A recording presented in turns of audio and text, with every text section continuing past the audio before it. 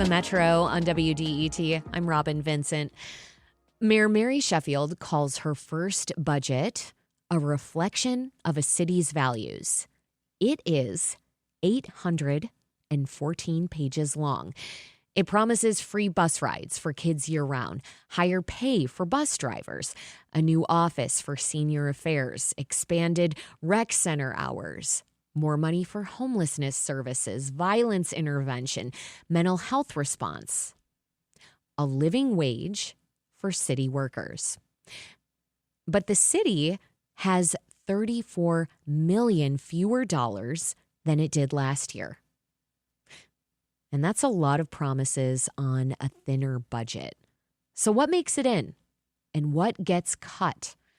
Well, Detroit documenters are sitting in on all 47 budget hearings alongside reporters at Outlier Media and Bridge Detroit to find out. Noah Kincaid coordinates the Detroit Documenters program at Outlier Media. Noah, welcome back. Thanks, Robin. Nice to be here. So let's start simple. When we say the very unexciting words, budget hearings, what is actually happening in that room? Who's at the table and what are they doing? Yeah, so this is an opportunity for City Council to call in the leaders of, all these different departments, agencies, quasi-private public partnerships, anybody who basically gets taxpayer money in the budget. They want to talk to the leaders of those agencies and those departments and find out what are you working on? What's what have been your wins?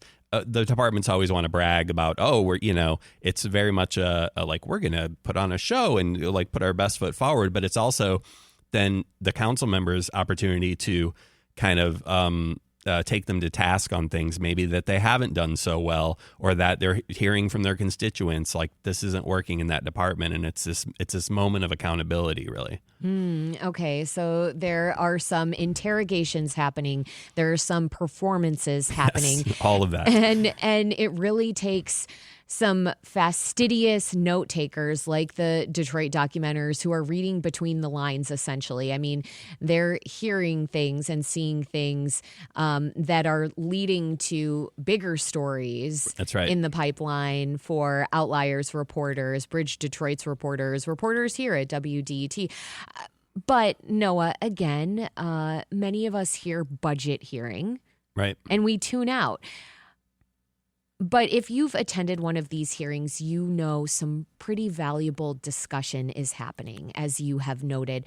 So talk a little bit more about why this is precisely the moment to pay closer attention. I mean, I'm wondering if you have any recent examples of that. Well, I mean, I think just in general, right, all year long, documenters are out covering, every hearing we can get to learn more about how the city is running and what is happening in it. But like most of these departments don't have regular public meetings that we can even attend, right? So for a lot of these departments, it's our only chance to hear from the people leading this department, to hear about what their struggles are, what their successes are, what their wins are, what they're working on for the future, how they're working to, make life easier for Detroiters, hopefully, right? Yeah. So it's a rare opportunity, and it's something that we can look back on over the course of the year. We can fall back on it when we suddenly, a new story breaks about, something that is broken and is not working for people in the city. We can go, you know what? I think they talked about that in the budget hearing, and they were supposed to have a solution for it. And now there's some accountability there, and we can use that previous reporting that we're collecting now in these budget hearings to build out our reporting and hopefully hold the city accountable moving forward. So it's in the public record.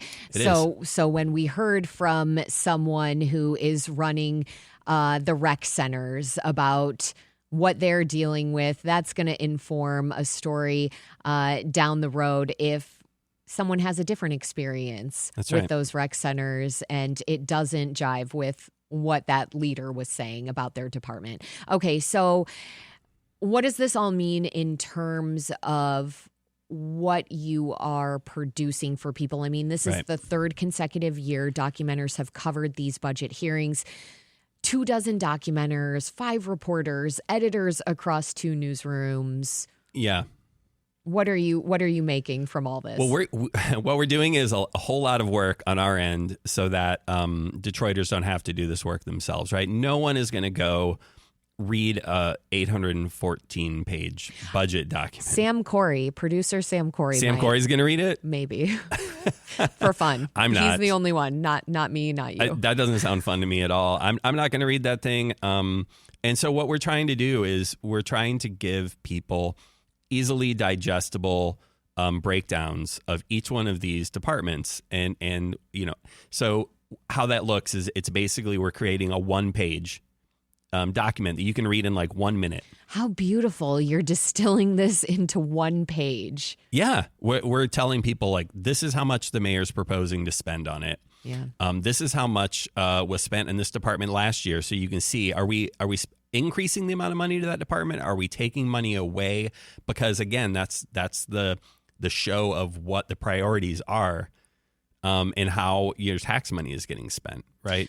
Yeah. Okay. So we have an idea now of the value in doing this work. And now we have to get more into the substance of it all. I mean, this is Mayor Sheffield's first budget. She's the first new mayor to set spending priorities in more than a decade. Yeah. But she's doing it with $34 million less in revenue. How is that tension showing up across the hearings? Is it? It's honestly not. I haven't noticed it personally. I mean, it really depends, right? There are some departments that are seeing like a significant cut, but 34 million, it sounds like this huge number, and it is, right? It's a ton of money, but it's still only about 1% of our entire city budget, which is about 3 billion. So it's not in terms of like percentage, it's not this enormous cut. Interesting. So would you say it's almost it's unspoken at this moment in the hearings? I'm not hearing a lot of talk about this 34 million, Wow. less that there's less money to spend. I mean, people are aware of it, but I think what they keep falling back on when the conversation drifts to that, everyone's reminded, no, but wait, we have 150 million kind of stockpile sitting over here, our security fund, in case we need it. We have this extra money, but we're going to try not to use it. You know what this makes me think about, Noah? This is a conversation that I've been having with my team lately about the popularity of Mayor Mary Sheffield. And, we've been trying to think of who can we bring on the show to be very objective when they talk about Mayor Sheffield. And it feels difficult to find that person because everyone is really hopeful about Sheffield, right? Yeah. I mean, people are really they've got some rosy shades looking at Mayor Sheffield right now. Yeah, they do. City council does. All these department heads do. Yeah, we're seeing the same. It's the Metro on WDET. I'm Robin Vincent. My guest is Noah Kincaid, coordinator for the Detroit Documenters. We're talking about Detroit Mayor Mary Sheffield's new budget proposal and how it could shape Detroit's future. Noah's team has been at all the budget hearings. Okay, so there are some organizations that are not benefiting from this budget at all. I mean, I'm thinking about the Detroit Land Bank. For the second year in a row, it's getting $0 from the general fund. Yeah. The land bank still holds 57,000 vacant parcels, and it's projecting a $9 million deficit next year. What came out of that hearing with the land bank? Yeah, I mean, but they're also sitting on a ton of cash. Right. So they're generating their own revenue. That's why, last year the city didn't feel the need to support them with any city revenue. But they're sitting on 57,000 vacant parcels. They're projecting this $9 million deficit, but they're going to still have like $6 million after that, still kind of sitting in their bank accounts. But their inventory is shrunk. They used to have around 40,000 structures. Now there's about 2,000. They only have 750 of those, properties, those houses that are kind of in the sales pipeline. I think city council is just realizing like they're able to kind of self-support themselves right now. Except when it comes to AI. Except Right. Well, except when it comes to AI, but they're gonna roll out this AI chatbot to answer their phone calls apparently because they get so many of them that they can't keep up. I mean, that is striking to me when it comes to some of the complex questions that might be arising about properties that the land bank is managing. Everyone is falling back on AI right now. We're actually, that's the one thing we're kind of getting tired of hearing about in these hearings. Really? You know what? There's at least one council member who, whenever they get an opportunity to ask questions, it's just like, how are you going to use AI to strengthen your department and make it more efficient? Like every single hearing. These are the city council members grilling department heads, asking them how they're going to use AI. I'm just going to say this too, like something that we found, I don't know, shocking is the right word, but there's been at least one department head who admitted to using ChatGPT to create the answers to the council's written questions they had sent him. What department? That was the Detroit Economic Growth Corporation, I believe. Interesting. There's some irony there. Yeah.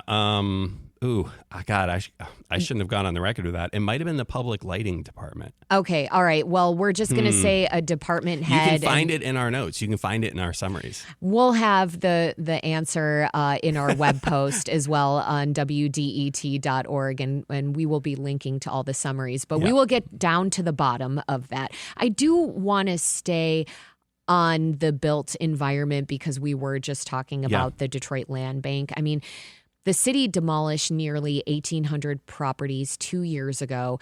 This year's budget has room to demolish 220, and more than half of those are emergencies. What's behind that drop? There's only so many houses you can knock down, I think, and the last mayor did a really good job of going as fast and furious as he could with those home demolitions. Right. There aren't as many left. And so now I think, for the ones that are left, they're focusing really on these emergency demos that are, like safety first issues. And they're looking to find ways, that means staffing cuts. Right. So they're trying to find other departments that some of those staff can go to. But I mean, this is, a lot of that money. My understanding is that it was ARPA money that was used to do a lot of that work. That money is now drying up. Like the end of ARPA is here, pretty much. So that was stuff that was never going to last forever. I mean, when you're driving around the city, though, do you think that lines up with the amount of blight that there still is? I mean, to me, it seems like there's still a lot of buildings to contend with. There's still a lot of blight, but, different mayor, different priorities, right? Yeah. And also, I think, there are a lot of people in this town who always kind of thought we should have been spending all that money we spent knocking those houses down. We could have been putting money into home renovations so people could be living in those houses. So Sure. Instead of knocking things down, it was about building things up, which is something that it seems Mayor Sheffield wants to do. Before I let you go, I want to talk about what people should watch next. I mean, the hearings run through March 30th. Then there's a public hearing. The council votes by April 7th. What's still ahead? How can people get engaged? Yeah, I mean, through this upcoming Monday, we still have budget hearings coming up. So the mayor's office, that budget hearing is coming up. I'm really interested in the You're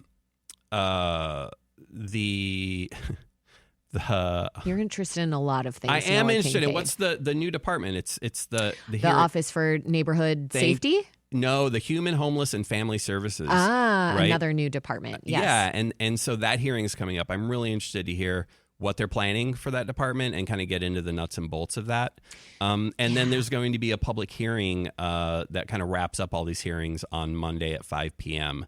That is really just an opportunity for people to get on the record in public comments and tell City Council one last time before they go into their deliberations about this, like what their priorities are.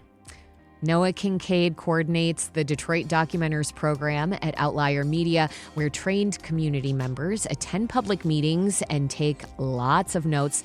They help us hold leaders accountable. We'll link to the hearing summaries, the documenter dispatches, and the full budget document at WDET.org. And again, the hearings continue through March 30th, and documenters will be in the room. Noah, thank you so much. Thanks for having me.